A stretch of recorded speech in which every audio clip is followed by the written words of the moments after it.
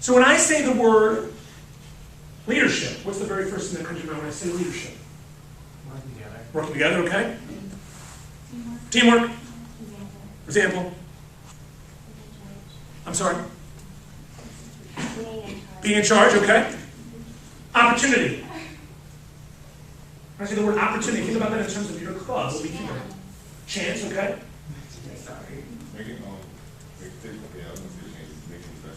Make it this is what you got. And lastly, success in terms of your organization or club. It's the first thing that comes to your mind. Accomplishment. Goal. What is my point?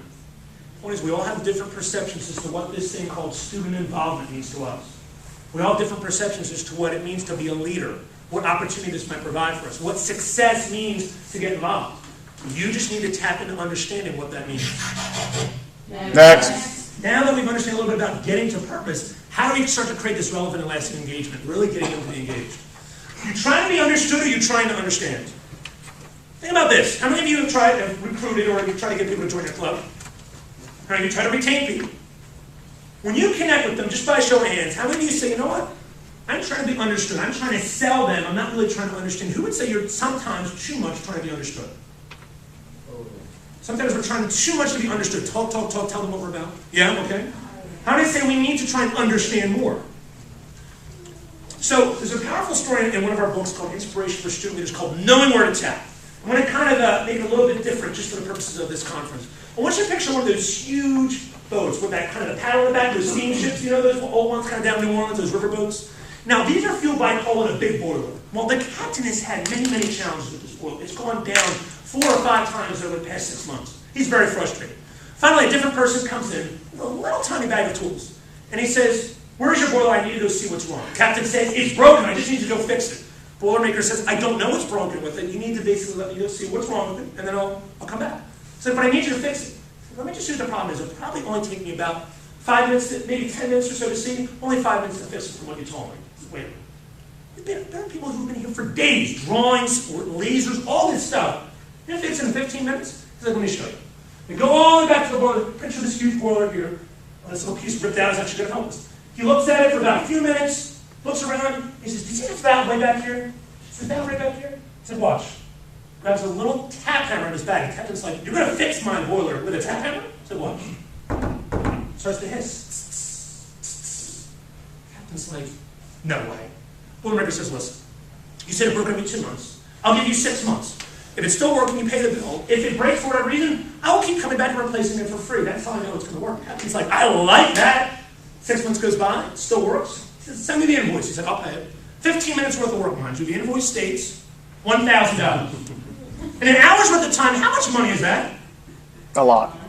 How many of you would try and know how to fix a boiler for $4,000 an hour? Captain's like, you have got to be kidding me. For 15 minutes worth of work, this is insane. How many of you people would say that's definitely insane for 15 minutes worth of work? It's like, I want to see an itemized bill. For tapping the red valve, 50 cents. He's like, where'd the rest of the money go? That's the work. You fixed it. Where is the rest?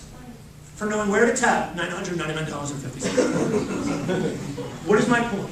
My point is very simple. When you try to recruit and retain, when we communicate with people, how many of you are just trying to pound away? You're trying to just kind of say whatever you can, do whatever you can to get them involved, but we're not really knowing where their red valve is. Who would agree? We need to find that red valve. How do we do that? How do we do that? Well, we need to really look at a whole different way to really engage students. And we're going to have some real fun with this in a moment. But what I'd like you to do first is do me a favor, take a deep breath in, deep breath out. How do we find that red valve where it saves you time, saves you energy, and really helps you make this more valuable for other people so that your club can succeed? How many of you would agree that your clubs aren't at its full potential based on why you're here? How many of you see a lot more that's possible as a result? So let's take a look at this cycle. 5 key steps to really help support anything. And by the way, there's an evaluation in the back. So if there's some slides that you want as you're taking notes, I'd be more than happy to email that to you along with some other resources. We do that after every conference just to give you guys some added support. What is the first step? There's 5 key steps to taking a student who's not engaged all the way really going through. First thing is this, is to understand this. How many would agree that every student on campus, whether they go a lot or not, are there for classes and grades? That's the bare minimum as to their engagement in school. Who would agree? It's the bare minimum. From that, maybe a few actually get an education. What we say in collegiate empowerment is that most students go to get a degree. So everybody put your fingers out like this. Say wiggle, wiggle, wiggle. Wiggle, wiggle, wiggle. Say wiggle, wiggle, wiggle. Say this is really silly. This is it. But I'll do it anyway. I'll do it anyway. Wiggle, wiggle, wiggle. Wiggle, wiggle. By the way, that was just for me, thank you. Now, most college students draw a box and say degree. Degree. So most college students go to get a what? Degree. Not a draw a big circle and say education. Education. So most college students go to get a what? Degree. Not a Education. What does that mean? Why are these two things different? Why are they different? Yes? I'm Liz from St. Joe's. Thank you. Degree is like just a piece of paper, it's physical, but an education is something intangible that you can keep with you. Exactly. Do you get a lot of educational learning from the things that you do in your groups? What are some things you're learning in your group right now? What are some traits and characteristics that you're bringing? Delegation. Delegation. Is that important when you graduate, whether you're a teacher, doctor, engineer, boilermaker? Delegation, right? Okay. Two more. What are you learning in your club that you can take with you, not just a piece of paper that says you got a 3-point whatever GPA? Communication. Communication. Service. Service. Networking. Networking. Leadership. You learn a lot about yourself, like how you handle situations, and how you figure out like things And how does that help? Why is that? That's great. I'm glad you ended on that. Why does that help us when we're in the real world? Because if you're posed with all kinds of situations in the real world, and if you've already encountered something similar to that, you know how you're going to react, and you know what is the best way to react to a certain situation. Do our classes teach us that? It gives us a baseline. This is where your true success as a person and your career comes from as you're involved. Because you're practicing the skills right now. Right now. Think about if you connected with students. Recruit, retain. Retain or recruit. As to what they'll learn and what they'll grow from. Not just, hey, this will be fun. Does that make sense? This is why we're in school to begin with. This is the secret. This is the secret. Second step is this. Once we have that, starting to learn stuff, now we want a great experience. We're going to talk about that. We need to start to find out what can I do, what can I go to, what can I see, a la events on campus, or do that will help. Then from that I want to get involved when we start to bring people together. I'm going to delve into that in a moment. And then finally start to create a culture where now I own a part of my organization. How many of you believe your organization? You want it to succeed and it's a part of you right now? How many of you would feel very upset if 10 years later you came back for like an alumni or homecoming and your group was no longer there? How many of you would be pretty pissed off? Maybe very pissed off. The whole point is to get people to get and own a little piece of your club. Getting them to feel like they are a part of some idea, some direction. So let's take a step, let's talk about that. So what's the shift? 9/11, Hurricane Katrina, and the financial crisis. Have those been big experiences in the United States for the past, obviously, a few years and longer? Big things that shifted what happened, correct? The Super Bowl in Las Vegas, are those also big experiences that you can go to, or any type of vacation, correct? How many of you watch the Super Bowl but will not watch football the rest of the year? How do you know people that are like that? What is my point? My point is this, is that 9/11, did that bring people together? Did we stay together? No.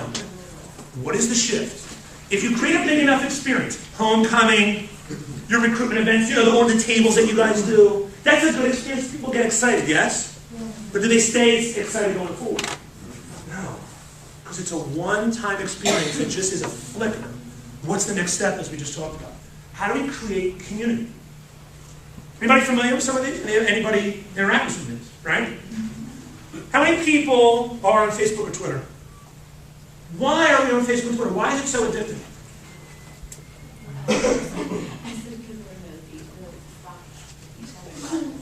That's a great brand slogan. We like to stalk each other's lives. Go to Facebook. Whoa! No, that wouldn't work. It is? You're reading people's stats, like why do you care what they do every second of the day? Right. And Or their pictures. please. It's because you want attention. That's why. We want attention. Okay. Here's the key. Facebook is consistent, is it not? It's not one big thing you do each year and then it goes away. Like you can always do one. It's conversation. You're finding what's going on. Pictures are posted. It's like almost like a big story or movie. You should find out what's going on with everybody, yes? The key, the shift, to get people to come together and stay together, hear me on this, recruit and retain, is to create an opportunity for them to consistently come together, connect, and share.